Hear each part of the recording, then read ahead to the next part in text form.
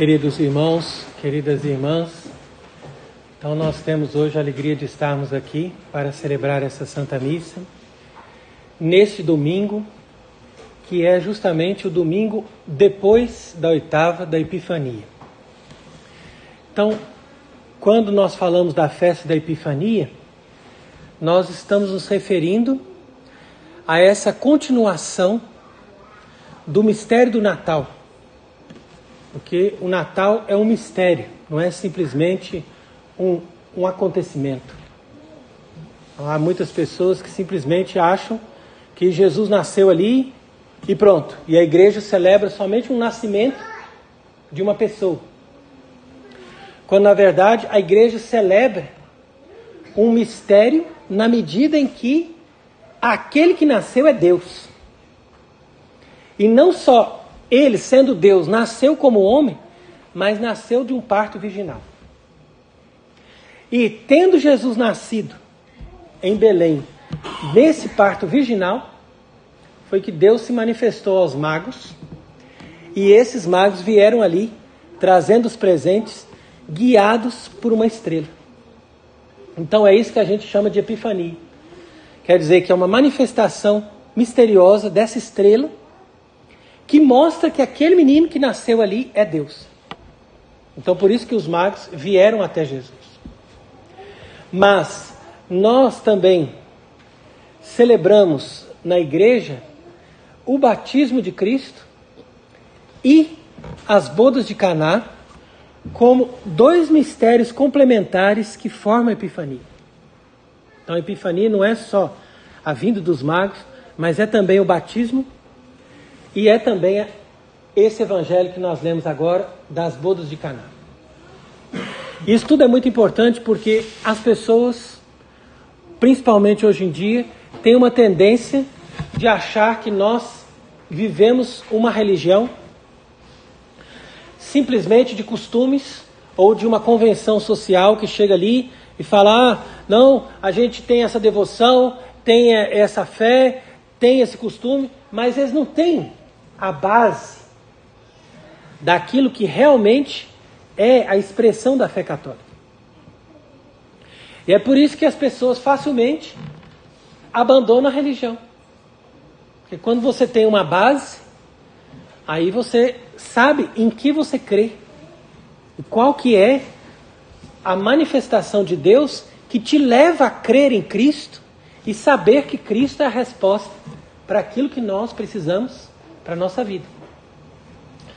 Então veja que o batismo de Cristo no Jordão já é uma epifania, porque ali ele não foi receber um sacramento, como nós normalmente nos aproximamos do batismo para sermos purificados através do sacramento. Mas João Batista não estava fazendo isso. João Batista estava ali simplesmente dando para a pessoa a possibilidade de se converter.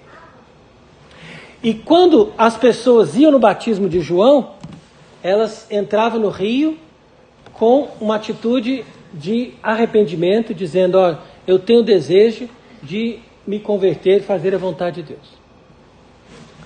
Mas nosso Senhor veio até o batismo, não porque ele tivesse pecado, mas porque ele precisava mostrar para nós a humildade. E esse caminho da humildade é que ele fez até o fim. Então não é só humildade de você chegar ali e se submeter a um outro, ou fazer uma coisa que normalmente a gente não faz, porque a gente tem uma importância maior, ou também uma humildade de se apresentar como pecador, sendo ele santo. Isso aí já é uma humildade. Mas mais do que isso, ele começa, através do batismo, a sua missão. Por isso que ele falou para João Batista, eu vim aqui, eu preciso cumprir toda a justiça, então você vai, me obedece e me batiza. Não fica recusando, não. Porque João não ousava batizar Jesus. Falou, mas eu não posso, você que tem que me batizar. E Jesus falou, faz do que eu estou falando, porque eu tenho que cumprir a justiça. E cumprir essa justiça é justamente fazer o caminho contrário do demônio. Porque todo o caminho do demônio é um caminho de ir contra Deus. e de subir, querer subir pela desobediência e pelo orgulho. E Jesus vai fazer o caminho contrário. Ele vai descer pela obediência e pela humildade. E quando ele faz isso, ele agrada o Pai. E no que ele agrada o Pai o eleva. E elevando Cristo, eleva nós juntos. Porque nós estamos com Ele. Então, pelo batismo, nós entramos na vida dele. Então, nós somos elevados junto com Cristo. E ali teve essa manifestação, porque a palavra epifania significa isso. Porque o Espírito Santo apareceu em forma de pomba. Porque a pomba é a humildade. A pomba é a simplicidade. Representa tudo isso. Representa aquele espírito manso, humilde, obediente, que Cristo apresentou no batismo.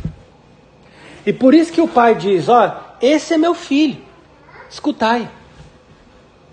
Daí vem uma homilia bonita também, de São Gregório, quando ele diz assim, que mesmo que Cristo não tivesse feito nenhum milagre, e mesmo que Cristo não tivesse falado nenhuma vez uma palavra de sabedoria, nós reconheceríamos que Cristo é o Filho verdadeiro de Deus Pai, por causa da sua atitude humilde e do seu exemplo de obediência e de fidelidade, desde o batismo até a morte da cruz. Então é aqui que você vê como que nós reconhecemos o verdadeiro Salvador, o Santo, aquele que é enviado por Deus. Então é nisso que se baseia a Igreja Católica. A Igreja Católica se baseia nele, com o testemunho dele, da pessoa dele, que entrou no mundo e manifestou ali. Eu estou aqui, eu não preciso fazer muita coisa, é só vocês perceberem quem eu sou, como que eu ajo, como que é a minha atitude, como que eu vou reagir diante das coisas que estão me fazendo. Assim é Jesus. E aí quando chega nas bodas de Caná, aí vem a terceira manifestação. A palavra epifania significa isso. Então, como que manifestou Cristo em Caná? Através do milagre da água que converteu-se em vinho. Então aqui é o evangelho que nós estamos lendo hoje, que é muito bonito por causa disso. Porque nesse milagre, como diz ali São João, foi o primeiro sinal de Jesus. E esse primeiro sinal, ele já mostra o que Jesus veio fazer no mundo. Porque a gente fala assim, não, o que Jesus veio fazer? Ele veio curar as pessoas, ele veio ajudar, ele veio resolver. Tá bom, mas não é isso. Isso aí ele fez para mostrar que ele faz isso, normalmente. Mas é muito mais do que isso. Ele veio nos dar um vinho melhor. Então se você perguntar assim para uma pessoa, o que Jesus veio fazer nesse mundo? Ele veio nos dar um vinho, que a nossa vida estava sem alegria, e nós precisávamos do vinho da alegria, que é o Espírito Santo. Esse vinho nós não somos capazes de fazer. Então, por isso que Jesus aparece, como diz Santo Agostinho, nessa homilia que ele faz das matinas de hoje, ele diz assim, que Jesus foi convidado para o casamento. Então, convidar Jesus para o casamento é o início da manifestação dele. Por quê? Porque Deus não entra na nossa vida sem ser convidado.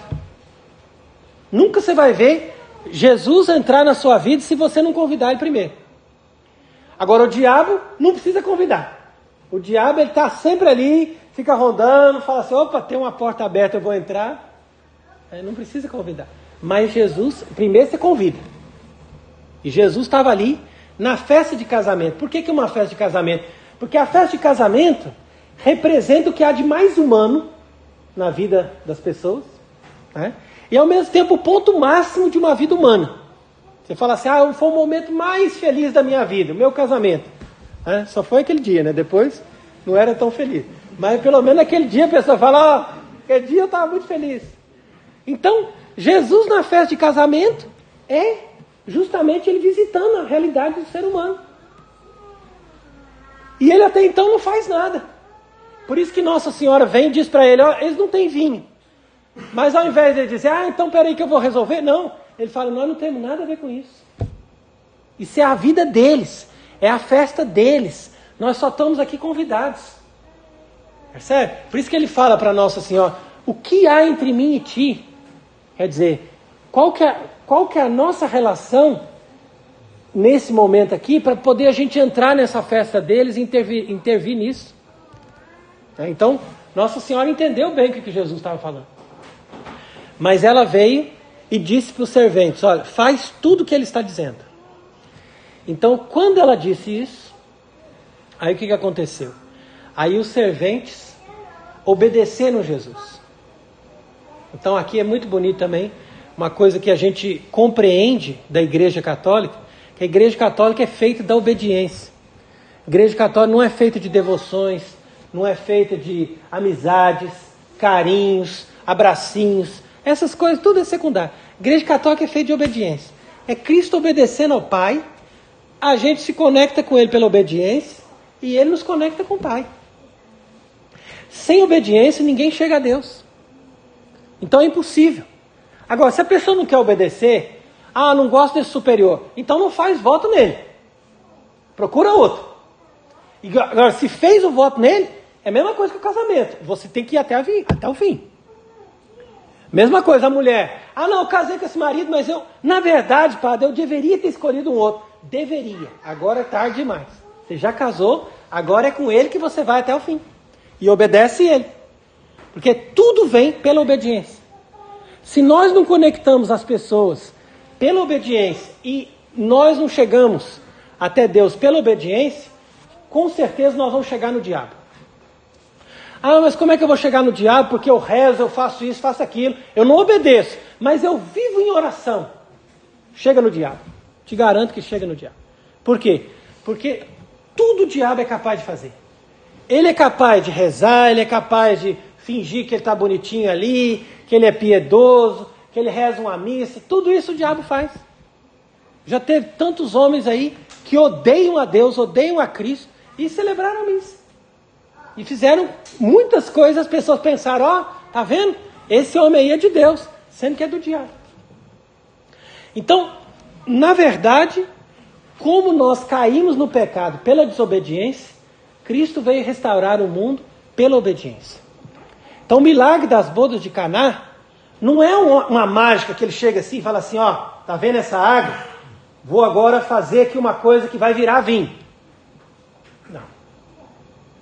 O milagre das bodas de Caná é simplesmente isso. Vocês vão obedecer? Vamos. Então faz o seguinte, enche isso aqui tudo de água. Aí eles ficaram lá enchendo. Cada vasilha daquela 100 litros. Então tiveram todo aquele trabalho, encheram as vasilhas de água. Depois que está cheio, aí agora o que a gente faz? Agora você distribui, já está aí, já está pronto. Aí já tem o vinho, toma aí para você ver como é que é bom. Experimenta. Mas que vinho maravilhoso. Mas você não obedeceu, você não encheu. Agora é só fazer isso. Por quê? Porque ele já se ligou a Deus. E Nossa Senhora sabe disso. Por isso que ela falou assim, não, tudo bem. Eles não estão pedindo, mas eu vou pedir. E se eles obedecem, eles vão receber. Isso é a verdadeira Igreja Católica. Está vendo a diferença? Então Nossa Senhora, ela que dá, como se fosse o catalisador para aquela coisa ali começar. Mas ela fala assim, depende de vocês. Eu não vou exigir do meu filho que chegue lá e resolva o problema de vocês. Eu só vou pedir para ele ver se vocês estão obedecendo. Porque se a pessoa obedece, ali vai ter o vinho novo. Se ela não obedece, ela vai ficar sem vinho. E, na verdade, mais do que um vinho, a pessoa também tem um esposo. Porque o verdadeiro esposo da nossa vida é Cristo. Ele não só nos dá o vinho delicioso do Espírito Santo, que é o amor de Deus derramado nos nossos corações, mas Ele dá Ele mesmo como esposo da nossa alma, para Ele guiar a nossa vida e para Ele nos dar a plenitude do conhecimento e dessa vida eterna que só Ele pode trazer para nós. Porque Ele veio da vida eterna, Ele não saiu do nada. Ele saiu da vida eterna e veio na nossa vida que não é eterna. E nós estávamos ali com o vinho que acaba. Porque tudo na nossa vida que é bom, acaba. Então quer dizer, a realidade é o vinho que acaba. Na verdade o demônio faz questão de passar para as pessoas a ilusão. Não, a sua vida vai ser perfeita e maravilhosa. Não vai. Tudo acaba. Pode ser a coisa mais maravilhosa, mais bonita, tudo vai acabar. Então o que a gente precisa não é dos prazeres nem das consolações desse mundo, porque essas coisas são provisórias. mas o que a gente precisa é da graça de Deus e do Espírito Santo. E nessa manifestação de Cristo, nas bodas de Caná, nós sabemos que Jesus é o autor da graça, é aquele que nos dá o Espírito Santo, é aquele que nos preenche do seu amor, é aquele que nos traz a vida eterna. Para nós termos tudo isso, uma só coisa: obediência. Para chegar na obediência, humildade. Para se manter na humildade, discernimento. Quem que nos dá discernimento? Nossa Senhora. Nossa Senhora faz revolução, Nossa Senhora destrói o que está sendo construído por Deus, Nossa Senhora calunia, difama, faz guerra? Não. Nossa Senhora faz reconciliação, Nossa Senhora faz amizade, Nossa Senhora faz vínculo, Nossa Senhora constrói as coisas pela humildade. Percebe? E ela aproveita o que já tem ali. Né? Porque ela nunca na igreja nós vamos chegar destruindo, mas ao contrário, nós vamos aproveitar o que tem e levar aquilo cada vez melhor. Porque mesmo que existam, sempre na igreja vai ter coisa errada, vai ter coisa difícil, vai ter coisa ruim, mas a igreja ela não rompe com ela mesma. Ao contrário, a igreja se vincula cada vez mais na confiança com Deus, porque a igreja sabe que ela é divina. Ela não é governada pela sabedoria, nem pela santidade daqueles que são constituídos como autoridade. Não, a igreja é governada por uma só coisa, pela fé. Na fé, ela se reconhece e ela sempre vence. Agora, se a pessoa quer uma igreja de santos, perfeitos, imaculados, então ela tem que voltar lá no Antigo Testamento, né, e procurar ali alguém que segue a lei e consegue viver a lei de forma perfeita e imaculada. Ela não vai achar, ela vai se decepcionar e vai ficar com o vinho antigo que acaba.